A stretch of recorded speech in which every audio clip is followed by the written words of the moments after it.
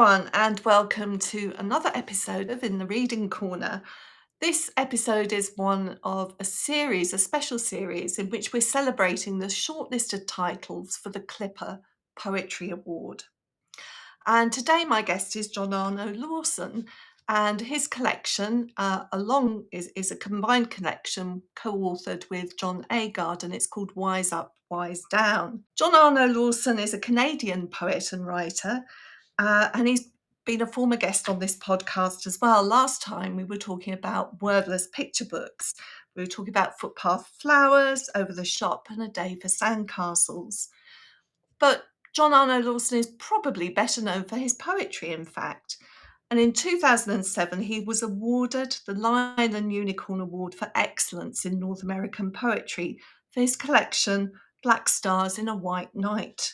Among his many publications is a fabulous book called Aloud in My Head, published by Walker Books in 2015 and illustrated by Johnny Hanna, in which 21 poets discuss one of their poems and how they came to write it. One of the contributors to that book was John Agard, who is the co-creator of this collection that we're going to be talking about today. It's illustrated, I should say, by the magnificent Satoshi Kitamura, and very sensitively illustrated so that the illustrations provide an extra dimension, but without ever overpowering the words. It's a collection, if I were to sum it up, that I can only describe as two giants of children's poetry riffing with each other and enjoying it and just letting us into some of that delight.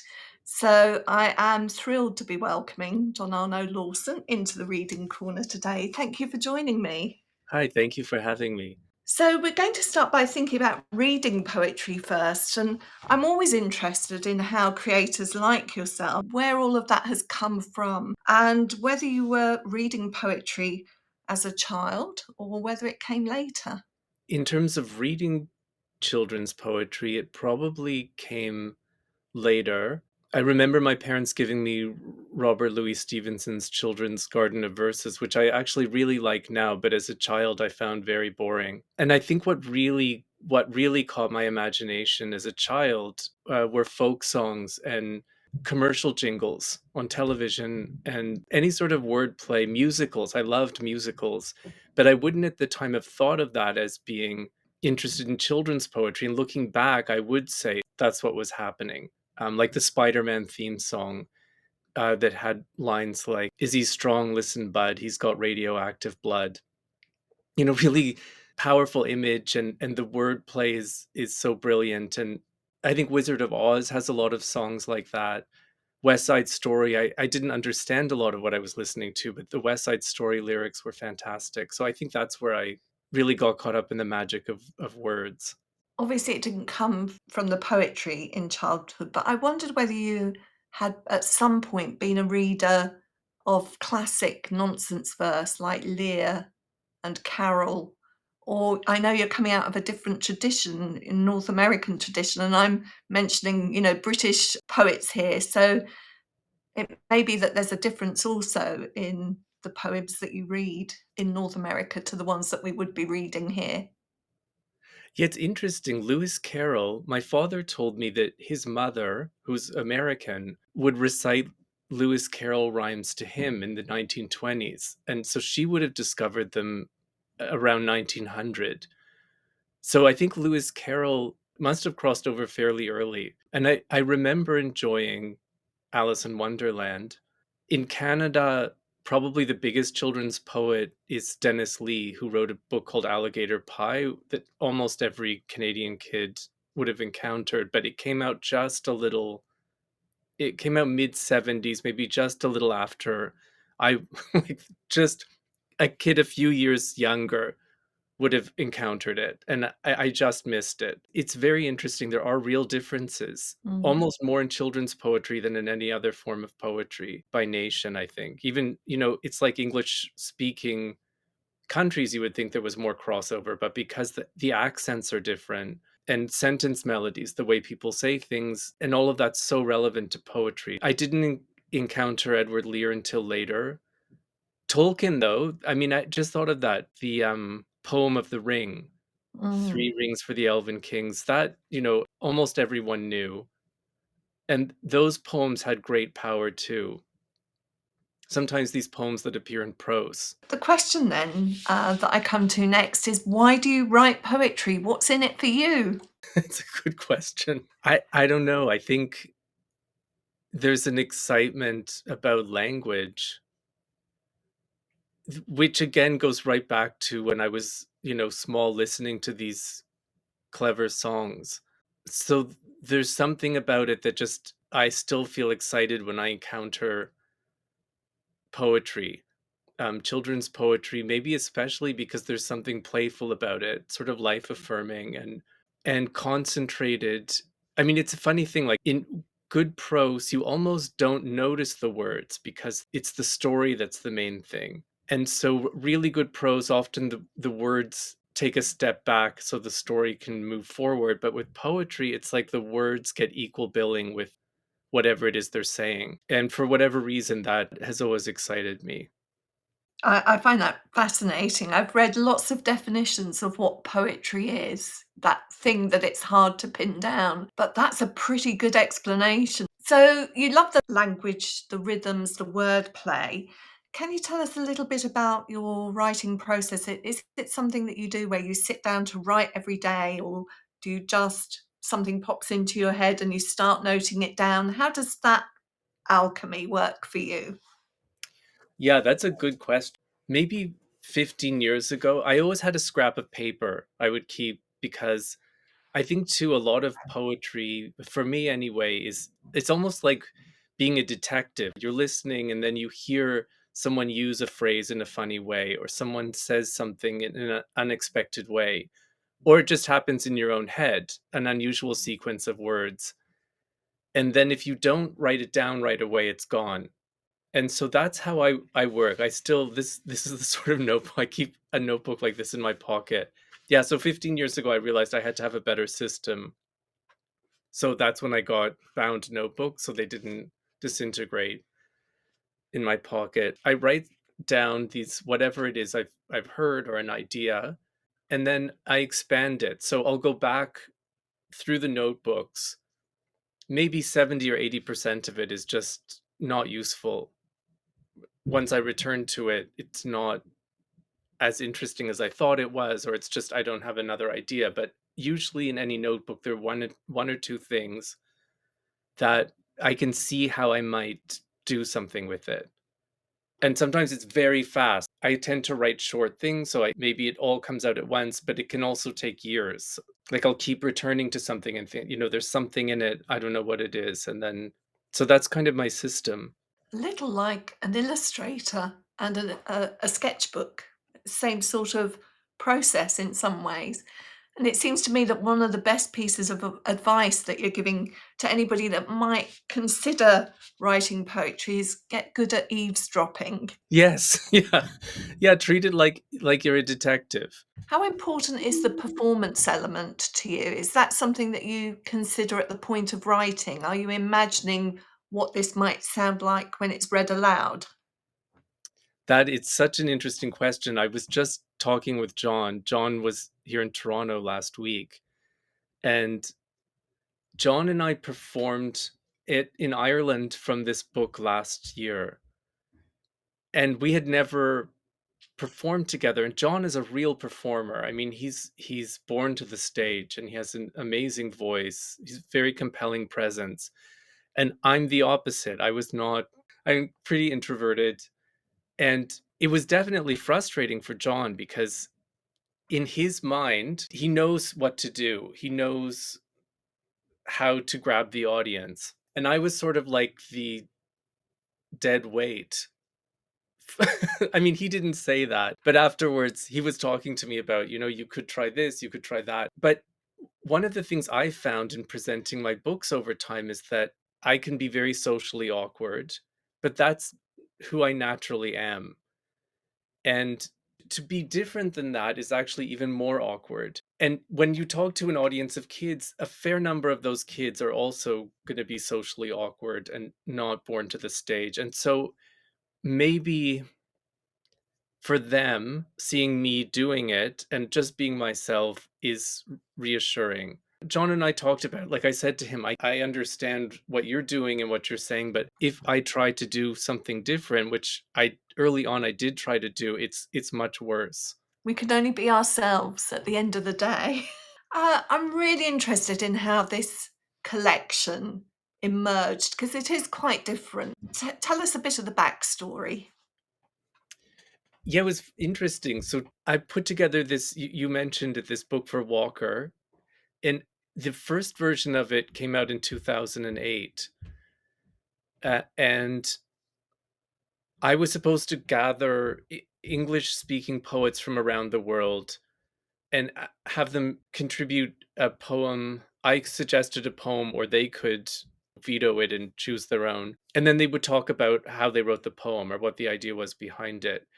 And so I had read John and his wife, Grace Nichols, had put together a book called Caribbean Dozen. I liked their work, so I wanted them to contribute. We met briefly then, and then the following year, we both had books nominated for the CLPE, which is now the CLiPPA. So I came over for the ceremony, and John's book, The Young Inferno, won the award. It's a brilliant book. I think Mhm. Satoshi also illustrated Young Yeah. Inferno. It was a beautiful book. And so when John won, afterwards, he said to me, why don't you come out and celebrate? Come out and celebrate with us, which was very nice. So I had one of my kids with me, Saul, and I was actually fine just going back to the hotel. So John said to Saul, "Are you sure? Are you sure you want to go back to the hotel? I think you should come out and celebrate." And I was sure Saul would say no. Saul said yes. So it was really down to that we then had this lovely evening chatting, and we had a lot of similar interests, and then we exchanged a lot of books through the mail, and we emailed, and John and I both noticed we had even in terms of the poems we were writing, we had a lot of similar interests. So he said, wouldn't it be interesting to do something collaborative?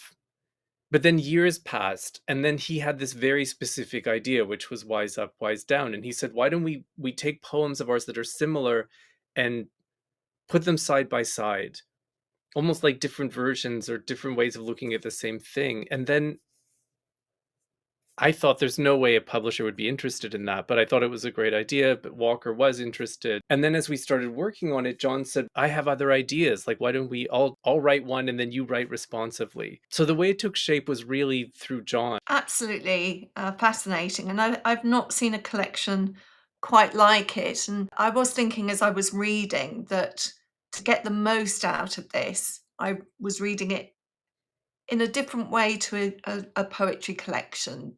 I felt that I wanted to start at page one and read it all the way through. I know you can dip in and you could read any poem and it stands on its own, but I felt I got so much more by reading them sequentially. Oh, that's so interesting. I should also give Megan Middleton credit because she's our editor. And so some of how it came together was also through the editorial process in terms of the arrangement. I did ask if you would pick a poem from the collection to read for us, and would you do that? Yeah, it's called A Hand to Hold. Instead of a dreadful headful, give us some warmth in the cold. Give us a cheerful earful, show us your heart of gold. Instead of a harmful armful, give us a hand to hold. Short, beautiful, illustrated really well by Satoshi as well, just suggestive without being too much there. I don't know if you've got the book to hand, and can show us that page with the two hands. That's all it needs. Yeah, Lovely. it's a beautiful, yeah. Why did you choose that one to read to us? I think because for me, it was one of these poems that came together very quickly for me. And so I still feel sort of excited when I come across it. I think had written down in my notebook "dreadful headful." That seemed like a funny coincidence. And then I was thinking through other body parts, and I thought earful, cheerful. I was so excited. Oh, there's another one. And then same with harmful, armful. I couldn't believe my luck. Like there were three little rhymes that worked so well together, and then the whole thing just seemed to come together magically. That's why I still Mm. feel so happy when I see it. In terms of the collection, does that relate to one of John's poems, and in what way? Yeah, John wrote a poem called One Finger Can Catch Flea, and so he's gone over to a different body part. And in the poem, it's about how what the finger can do on its own and what the finger can't do on its own. And I find that sort of thing so relatable. It's just, I guess, because it's very concrete. I mean, you read a poem like that and you just have to look at your finger and you can picture it all. I chose a poem. I chose them for the juxtaposition of two poems. The first is Bat's Decision, which is a poem that John had written, and it's followed by one of your poems, The Position of Clam. So I wondered if you would read The Position of Clam for us, and then we can talk a little bit about how it relates to John's poem, Bat's Decision. The position of the clam. Does the clam appear calm because it can't move? Nobody's sure how it feels. It may seem to cope with apparent aplomb while wishing to take to its heels. When the snapping shrimps come with the moon snails and whelks to turn placid clams into meals. I think that we all should admire the clam for the fears that it bravely conceals. If indeed they are fears that it bravely conceals, really nobody knows how it feels. I really like that poem. And as I said, it sort of relates to the one that comes previously. Had you read this one before you wrote The Position of Clam? Is that how it worked? And no, in this case, they seem to work well as a pair. And it's actually sort of interesting too, because John is more of a bat and I'm more of a clam. I didn't want to say that, but in terms of what you had just said previously, I could see the connection. Yeah, it makes a lot of sense. I didn't, writing the clam poem think, oh, I'm putting myself into this. But then afterwards you can see, oh, so I'm a bit Mm, like the clam. I'm not even sure mm. how I feel. John is much more out there and busy and all over the place and just like a bat sort of taking nectar from a thousand different places. Those differences, those kind of different qualities do come through, I think, in the poems, and it gives it a really interesting dynamic. I did think if I took the JA and the JL off, would I be able to tell every time which poem had been written by which poet? I might not get it right all of the time, but I do think there is that different quality to them. Yeah, it's actually so good to talk about this because I hadn't articulated any of this before. But I am Mm. probably more like down at the bottom of the sea and I get a little irritation and then work away at it and try to make a pearl, you know? And John, he's drawing from everywhere. And I think he quite often ends his poems with a question as well. That seems to be quite a common thread through quite a lot of his poems. Too. It's not didactic. I mean, he has I think a very strong moral sense as a person. Mm, But he's not telling you what to mm, think. He's throwing a bunch of questions and a bunch of images out there and then mm. leaving it up to you. Let's talk about children for a moment and, children as readers of poetry. When you write, do you have a child audience in mind?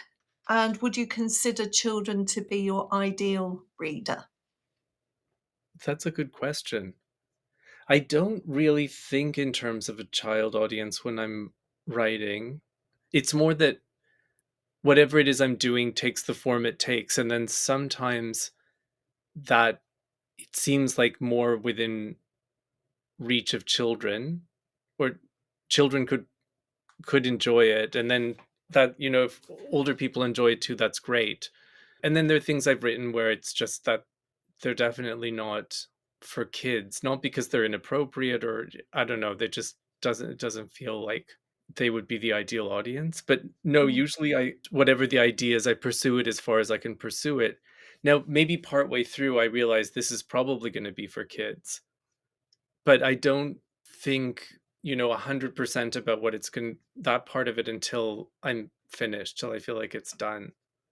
I don't know if you've had the chance to read the other collections of poems that have been shortlisted, but some of them have a voice that is a child's voice, if you like, behind the poems. We don't have that in this collection. That's not the voice of this particular collection. So it's really interesting to hear you say how that can emerge sometimes, even after the poem is written. I've got one final question for you, and that is, what poetry collection has risen to the top of your to-read pile? It's funny, just today I picked up a book of Anne Carson's poetry, who's Canadian. For some reason, I'd sort of avoided her poetry up until recently. I have no idea why, but today I saw the book and thought, "Okay, this is I feel safe reading this now." That's interesting. I heard her read her poetry years ago. I think it was at a conference in Calgary. So that's where I came across her poetry. But I'm not sure how well she would be known here in the UK. So maybe it's an opportunity for you to tell us also of some other great Canadian poets that we should be aware of. Well, my absolute favorite, is B.P. Nichol. B.P. Nichol wrote children's poetry, mostly he wrote adult poetry, but he was very, very inventive. He unfortunately, he died quite young. He was 44 when he died in the 1980s, but he was very prolific, and if you find anything by him, he pointed in 1,000 different directions. He sort of tried everything. Anyone who knew him was very inspired. He sounds like he was a lovely person too. I'm going to go and research and see what I can find. It's been an absolute pleasure to talk to you again, and I'm really excited to see the children start to do that wonderful shadowing and, the performances they do of the poem. Thank you so much for joining me today. Thank you so much for taking the time to talk with me.